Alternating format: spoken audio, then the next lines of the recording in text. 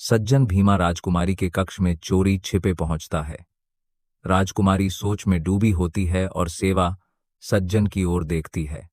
वह गुस्से में चिल्लाने ही वाली होती है कि भीमा बोल पड़ता है, माफ कीजिए राजकुमारी मैडम, बिना अनुमति आपके कक्ष में आने के लिए क्षमा चाहती हूं, लेकिन परिस्थिति ऐसी थी कि मुझे इस तरह आना पड़ा। भीमा की बात सुनकर राजकुमारी थोड़ी शांत होती है और कहती है, बोलिए चाचा, ऐसा क्या था कि आप मेरे कक्ष में आए इस तरह?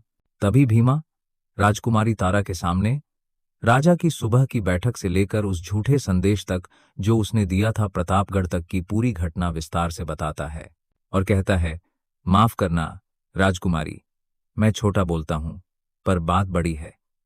वह पिता जो अपनी बेटी को मरने पर ससुराल नहीं भेजता, वही झूठा संदेश भेजता है कि वह मर गई। उसकी सोच में बहुत ही गंदी साजिश है। भीमा की यह बात सुनकर राजकुमारी तारा पांव फिसल जाने जैसी हालत में खड़ी हो जाती है।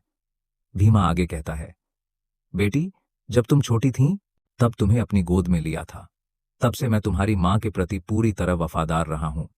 जब मुझे यह सब पता चला तो मुझे लगा कि तुम्हें बताना बहुत जरूरी है। अब मैं जा रहा हूं।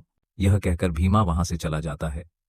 राजकुमारी तारा जैसे आकाश टूट पड़ा हो, खड़े खड़े थम जाती है और उसकी आंखों से आंसू झरते हैं जैसे झरना। उसका मन अचानक शांत हो गया। एक पल के लिए उसे ऐसा महसूस हुआ जैसे उसने अपने पिता को बहुत ही नीचा सोच लिया हो।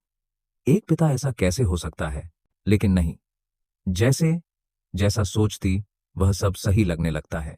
उसके दिमाग में सारे तार जुड़ने लगते हैं। वह खुद को उस आम के पेड़ से देखती है और पिता को पेड़ का मालिक उसकी सोच, उसकी चाल समझ में आने लगती है। उसे जल्दी समझ आ जाता है कि उसका बुरा पिता क्यों झूठी मृत्यु का संदेश ससुराल भेजना चाहता था। जब उसकी मां जिंदा थी तो उन्होंने राजकुमारी को पिता की आदतों से अवगत कराया था, लेकिन पिता इतना नीच, इतना घटिया कैसे हो सकता है, ये उसने कभी सपने में भी नहीं सोचा था। थोड़ी देर राजकुमारी बेहोशी सी स्थिति में बैठी रहती है। आंसुओं का सिलसिला जारी रहता है। फिर सोचती है कि अब यहां एक पल भी रुकना ठीक नहीं। उसका बुरा पिता कभी भी यहां आ सकता है, मगर इतनी देर रात में वह कहां जाएगी? अंत में राजकुमारी ने फैसला किया कि जहां भी जाए यहां एक पल भी नहीं रुकेगी।